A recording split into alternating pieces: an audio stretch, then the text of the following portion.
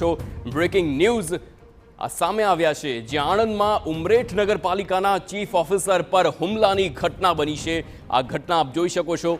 Chief officer પર જે પ્રમાણે હુમલો થયો છે અને ત્યારબાદ ગેરકાયદે બેનર દૂર કરતી વખતે પાલિકાની ટીમ પર હુમલાની ઘટના। બિલ્ડર અને રહીશોએ અપશબ્દો કહી માર માર્યાનો આક્ષેપ છે। નગરપાલિકાના સ્ટાફ સાથે જાહેરમાં મારામારી કર્યાનો આરોપ છે।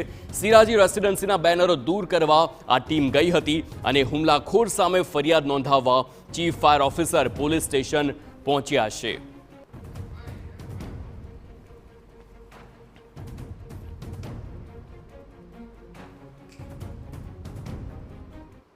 નગરપાલિકાની પ્રિમાઇસીસમાં બે અનધિકૃત જે પરવાનગી લીધા વગરના જે બેનરો મારેલા હતા, હોર્ડિંગ્સ મારવામાં આવેલા હતા, જે કોન્ટ્રાક્ટરના કોઈ આવાસના જે હશે એના એ શાખાના હતા।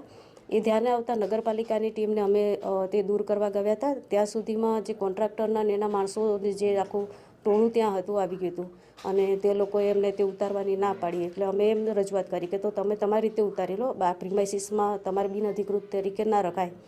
તો એ ટોળાએ ઉશ્કેરાવીને એમ કીધું કે આ તો બોર્ડ અહીંયા જ રહેશે અને અમારી સાથે બીભત્સ વર્તન કર્યું છે અને છેલ્લે પછી મારામારી પણ અમારી સાથે કરી છે। અમાજ કનેશ પંચાલ હતા, એમને પણ બોલી ગારો અને મારી ફેટ પકડીને મને મારવાની ચાલુ કરી મૂસાએ।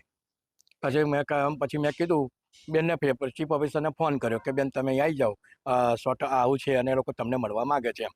એટલે મેડમ ત્યાંથી ઓફિસેથી અહીં આવ્યા અને મેડમે રજૂઆત કરી કે ભાઈ તમે પરમિશન નથી લીધી એટલે તમારે આ બોર્ડ ઉતાર લેવું પડશે એમ।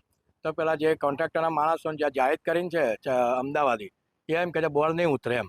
તો મેડમે કશું વાંધો નહીં, અમારી ટીમ દ્વારા અમે ઉતારી લઈશું એમ। તો મેડમે અમને સૂચના આપી તે પહેલાં તો મેડમે ઉપર વાર કર્યો, લાફો માર્યો